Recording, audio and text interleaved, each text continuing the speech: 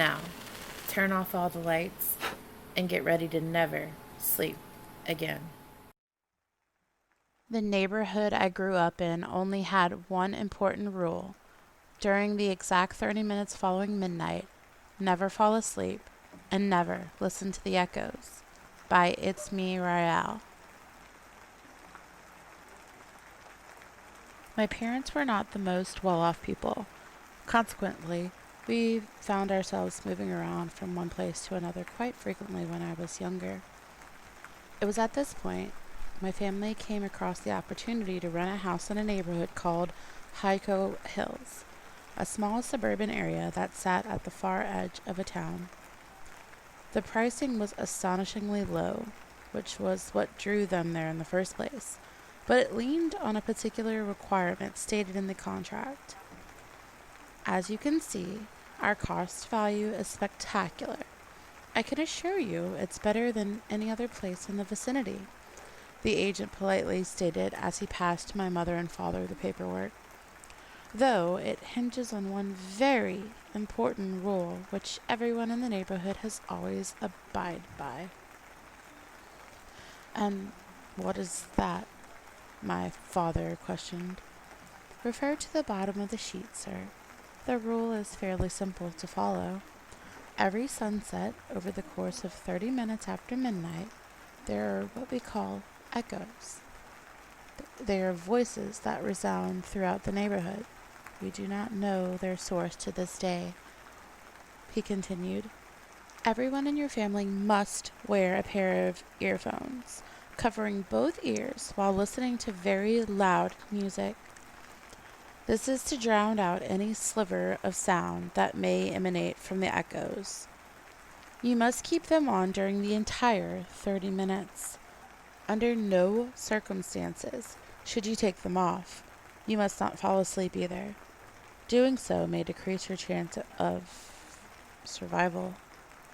Also, I would highly recommend being prepared ahead.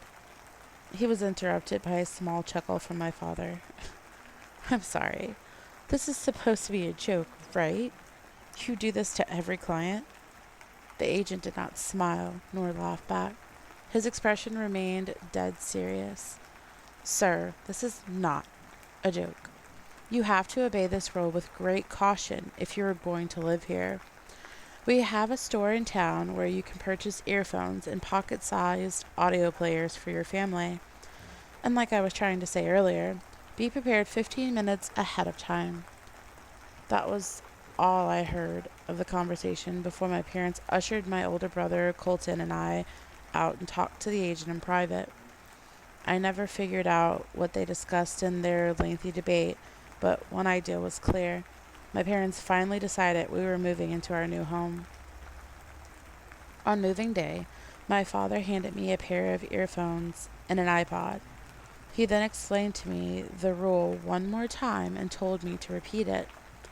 Why can't I go to sleep during that time, Dad? I asked. Because the agent told us a person fell asleep once and he didn't realize it when his earphones accidentally came loose. What happened to him? He looked away without answering. After a few moments, he put his right hand on my shoulder. Look, kiddo, just follow the rule for me, okay? No more questions about this. I told Colton to do the same. I heeded the advice even though I craved for some answers. On that same night, 15 minutes prior to the handle of the clock striking 12, my father ordered the family to gather in the living room. He wanted to make sure that all of us were following the instructions correctly. I could tell he feared the consequences if we did not.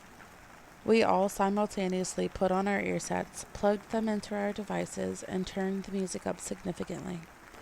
I sat cross-legged on the carpet, leaning my back against the couch, while my father and mother sat together across from me.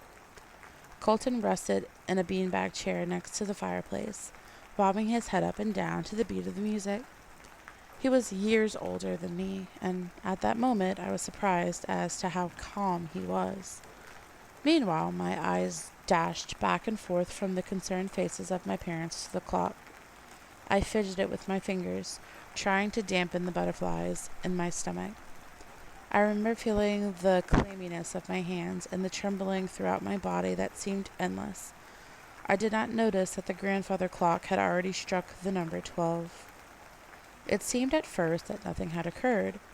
However, as I began to look around, I felt the air around me change. I cannot fully explain it even now, but I knew that the atmosphere felt different somehow. An unusual chill seeped into the room, and the tiny hairs on my neck stood tall as if someone were breathing down my back. That was when the tremors started. I can only describe them as cold ripples coursing through the carpet below my feet. I could sense every pulsation, and it felt so mesmerizing. An extreme feeling of curiosity began to overwhelm my fear. I had a sudden inclination to take one of my earphones out, just to hear what was causing the ripples. It will only be a quick moment, a thought soothed me. You really want to hear what the sound is, don't you? Come on, it won't hurt to hear a tiny bit. Tiny bit. Tiny bit.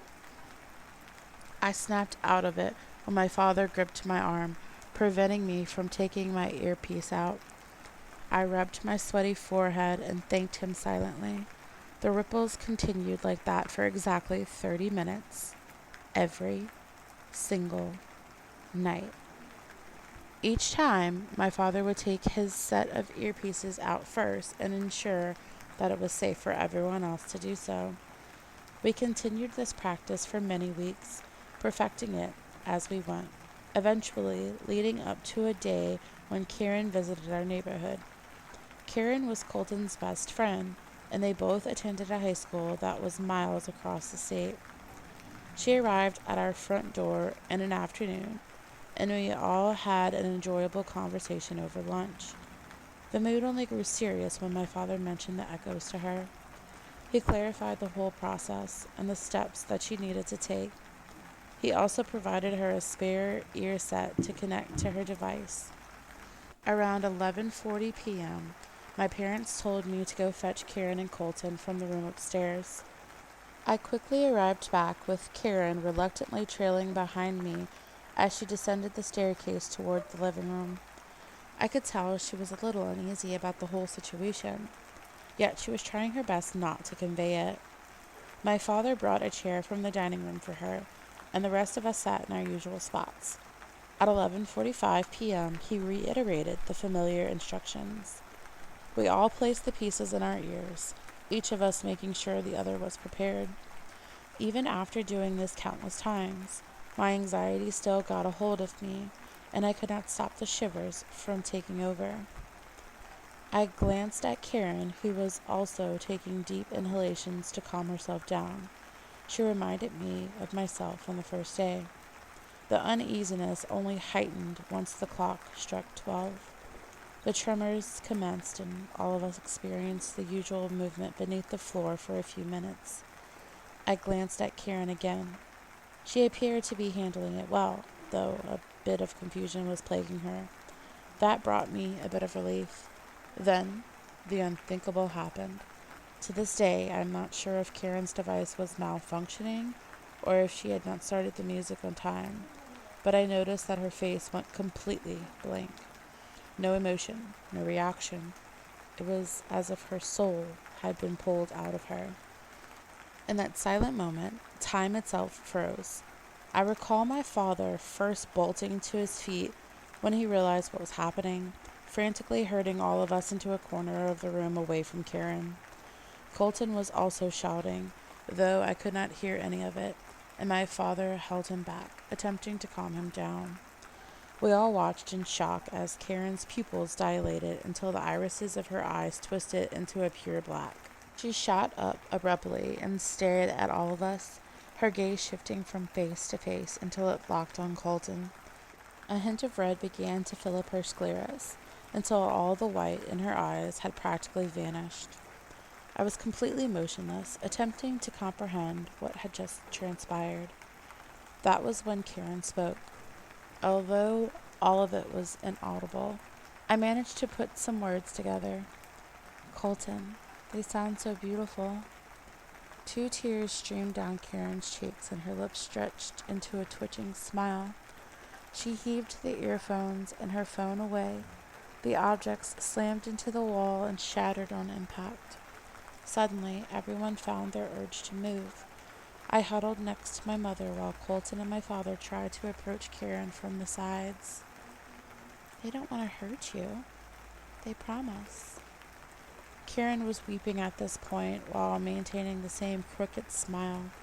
She breathed uncontrollably once she spotted Colton and my father advancing forward. My father reached his arm out slowly. "Karen, if you can hear me, please." She looked at my father and her smile immediately disappeared. Her hand dashed forward and grasped my father's neck, strangling him. My younger self stood back with my mother, unable to do anything. Thankfully, Colton stepped up and grabbed Karen's arms, dragging her away from my father as best as she could. Together, they wrestled with her as she fought back furiously, clawing at the air, punching and screaming.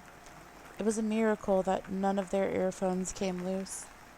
After a few tense seconds, they managed to push her into the hallway, and by this time her eyes had rolled up into her head. Colton inched towards one of the closets and thrusted it wide, pushing Karen into the small enclosure as my father swiftly locked its handle. I saw Colton lean against the door, crying. My father limped back into the living room with a torn shirt and bleeding wounds from the struggle. I cannot define the emptiness that remained, but all I can say is that I went and hugged my father tightly, never letting go.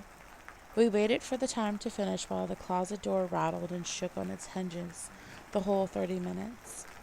We were terrified if it would give way, but by some grace it held solid. Once it was safe to do so, we all took off our ear sets and gradually approached the door. It was too silent. My father unlocked the handle and slowly turned it. It opened to reveal Karen's mutilated body slumped on the ground, her scarlet eyes wide open and her face covered in long strips of blood because she had lacerated herself to death. A short afterward, I rejoiced when I finally had the chance to leave that forsaken neighborhood. The scars it has left on me will be a constant reminder for the rest of my life.